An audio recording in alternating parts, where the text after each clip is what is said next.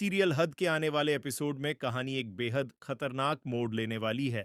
आप लोग देखेंगे कि शांत और फेयर्स का रिश्ता आखिरकार तय हो जाता है और पूरे घर में खुशियों का माहौल बन जाता है।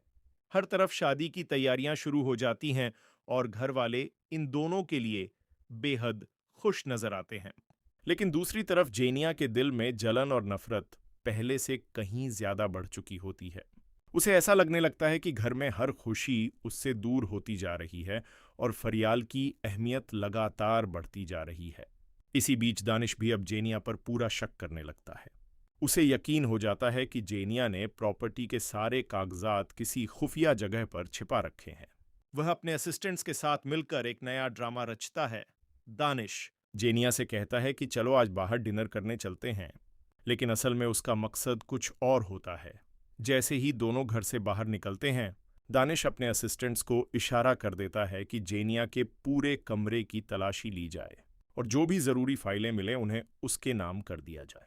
असिस्टेंट्स कमरे की हर चीज उलट पुलट कर देखते हैं, लेकिन उन्हें कोई सबूत या कागजात नहीं मिलते। वह तुरंत दानिश को कॉल करके बताते हैं कि जेनिया बेहद चालाक औरत है जिसने घर में कोई सबूत तक नहीं छोड़ा। यह सुनकर दानिश भी हैरान रह जाता है और तुरंत वापस आने का फैसला करता है। वह कहता है कि कमरे की हर चीज बिल्कुल वैसे ही सेट कर दो जैसे पहले थी। असिस्टेंट्स जल्दी जल्दी सब ठीक कर देते हैं, लेकिन जल्दबाजी में एक ब्रेसलेट वहीं गिर जाता है। घर वापस आने के बाद जेनिया की नज़र उस ब्रेसलेट पर पड़ जाती है और उसे तुरंत शक हो जाता है कि उसके कमरे की तलाशी ली गई है। वह गुस्से में कमरे से बाहर आती है और सबके सामने दानिश से सवाल करती है कि आखिर उसके कमरे में कौन गया था। दानिश बात संभालने की कोशिश करता है और कहता है कि कोई भी चीज गायब नहीं हुई, लेकिन जेनिया अब पूरी तरह समझ चुकी होती है कि दानिश उससे कुछ छुपा रहा है। दोनों के बीच शक और नफरत पहले से भी ज्यादा बढ़ जाती है। दूसरी तरफ फरियाल अपनी प्रेगनेंसी की वजह से बेहद खुश होती है।